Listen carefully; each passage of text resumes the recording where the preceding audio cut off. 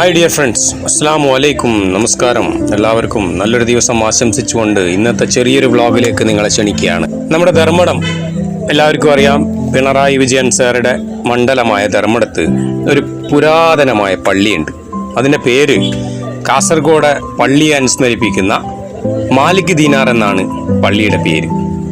നിങ്ങൾക്ക് ഏവർക്കും അറിയുന്ന പോലെ മൊയ്തു പാലത്തിൻ്റെയും ധർമ്മടത്തിൻ്റെയും ഏകദേശം നടുക്കായി വരുന്ന ഈ ഒരു പള്ളി നല്ല പാർക്കിംഗ് സൗകര്യത്തോടു കൂടിയുള്ള ഒരു പള്ളിയാണ്. പുറമേ നല്ല പാർക്കിംഗ് സൗകര്യമുണ്ട്, അകത്തും തിരക്കേടില്ലാത്ത രീതിയിൽ പാർക്കിംഗ് സൗകര്യമുണ്ട്. മറ്റ് പള്ളികളില്ലാത്ത ഒരു സൗകര്യമാണ് ഈ ഒരു പാർക്കിംഗ് സൗകര്യം, അല്ലേ? നമ്മൾ നാഷണൽ ഹൈവേ പ്രൊജക്റ്റ് എല്ലാം കഴിഞ്ഞിട്ട് വരുമ്പോൾ ഒരുപാട് പള്ളികൾ ഇപ്പോൾ പാർക്കിംഗ് ഇല്ലാതെ ഞെരിഞ്ഞു നിൽക്കുകയാണ്. പള്ളിയുടെ അകത്ത് പ്രവേശിച്ച പാടെ നിങ്ങൾക്ക് കിട്ടുന്ന റൈറ്റ് സൈഡിലൊരു ചെറിയ ബിൽഡിങ്, അതൊരു ഉമ്മയെ അനുസ്മരിപ്പിക്കുന്ന ഒരു ബിൽഡിംഗ് ആണ്, അവരുടെ ഓർമ്മക്കായിട്ട് എന്ന് പുറത്ത് എഴുതി വെച്ചിട്ടുണ്ട്. നമ്മൾ അകത്തേക്ക് പോയാൽ സ്വാഭാവികമായിട്ടും പള്ളിയിലെ വാഷ്റൂം അഥവാ ബാത്റൂം തേടിയാണ് ആദ്യം പോവുക, അല്ലേ? എൻ്റെ എല്ലാം ശീലം അങ്ങനെയാണ്. കാരണം അത് വൃത്തിയും വെടിപ്പും ഉണ്ടെങ്കിൽ തന്നെ ഒരു സമാധാനമാണ്. അതുപോലെ തന്നെ നല്ല രീതിയിൽ മെയിൻറ്റെയിൻ ചെയ്ത് വെച്ചിട്ടുണ്ട്.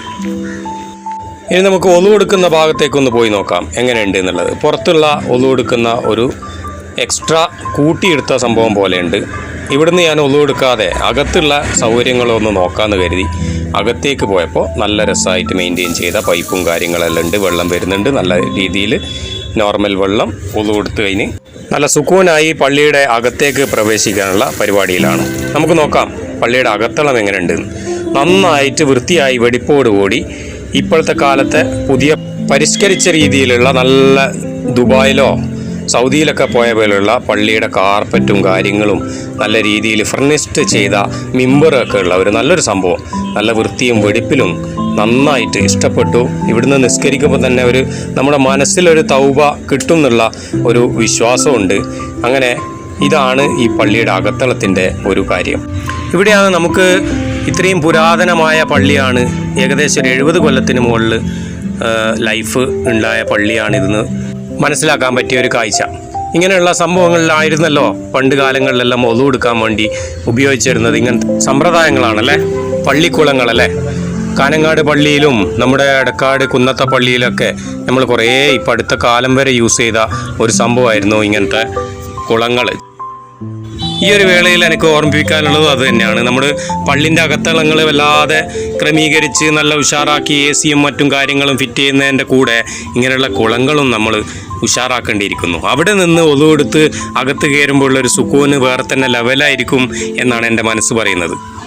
ഇനി നമ്മൾ നിസ്കരിച്ച് കഴിഞ്ഞിട്ട് പുറത്തേക്ക് ഇറങ്ങുമ്പോൾ ചെറിയൊരു കളക്ഷൻ ബോക്സ് കാണാം. അത് വെറുതെ കണ്ട മാത്രമേ നമ്മൾ വരുന്നതിന് പകരം അതിലെന്തെങ്കിലും ഇടുക. കാരണം ഇവിടെ ദർസിൽ പഠിക്കുന്ന കുറച്ച് കുട്ടികളും ഉണ്ട് ഞാൻ മനസ്സിലാക്കിയത്. അടുത്ത് തന്നെയുള്ള അധികം ദൂരെ ഇല്ലാത്ത കുറച്ച് കുട്ടികൾ, ഇവിടെ താമസിച്ച് പഠിക്കുന്ന കുറച്ച് കുട്ടികളുണ്ട്. അവരെ ഞാൻ പരിചയപ്പെടാൻ ഇടയായിട്ടുണ്ട്. അപ്പോൾ അങ്ങനെയുള്ള കളക്ഷൻ ബോക്സുകൾ എവിടെ കണ്ടാലും കുറച്ച് പൈസ അതിൽ കൊണ്ട് ഇടണം എന്നുള്ളതാണ് എൻ്റെ ഒരു അപേക്ഷ. കാരണം പള്ളി ഡെവലപ്മെൻറ്റ് നമ്മുടെ കൂടി ബാധ്യതയാണ്. അങ്ങനെ ഞാൻ ഈ പള്ളിയിൽ നിന്നും ഇങ്ങനെ മെല്ലെ ഇറങ്ങുകയാണ്. നല്ല സൗകര്യത്തിൽ സമാധാനത്തിൽ നിസ്കരിച്ച് കഴിഞ്ഞ് എല്ലാവർക്കും യാത്രക്കാരായ ജനങ്ങൾക്ക് ഈ ഒരു പള്ളി എന്തുകൊണ്ടും സെലക്ട് ചെയ്യാൻ പറ്റുന്നതാണ്. സമാധാനത്തിൽ പാർക്ക് ചെയ്ത് പോയി നിസ്കരിച്ച് വരാവുന്നതാണ്. ഓക്കെ, അപ്പോൾ സ്ഥലം മനസ്സിലായല്ലോ, ധർമ്മടത്തിനും മൊയ്തു പാലത്തിനും ഇടയിലുള്ള സംഭവം. ഇൻഷാ അല്ലാഹ് അടുത്ത വ്ളോഗ് കാണും വരെ Navas Diary signing off. Bye bye, അസ്സലാമു അലൈക്കും, ടേക്ക് കെയർ.